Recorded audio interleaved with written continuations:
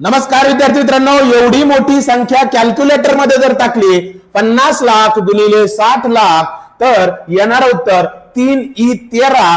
E म्हणजे error असा गैरसमज आतापर्यंत खूप जणांचा असेल, पण कॅल्क्युलेटरचं म्हणणं काय माहिती का, या ईचा अर्थ काय समजून घ्या.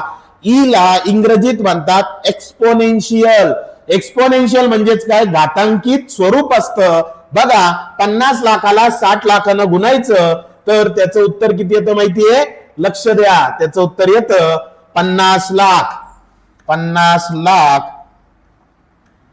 किती झाले ते, 50 लाख गुणिले 60 लाख. बघा बरोबर. याचं उत्तर जर काढायचं तर 5 गुणिले 6 5 सक 30 आणि किती शून्य आहेत, हे 6 आणि ते 6 12. 1 2 3 4 5 6 7 8 9 10 11 12 बरोबर.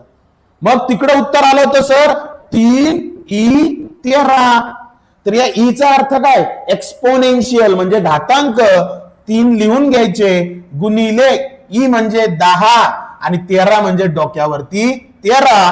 हे त्याचं उत्तर आहे.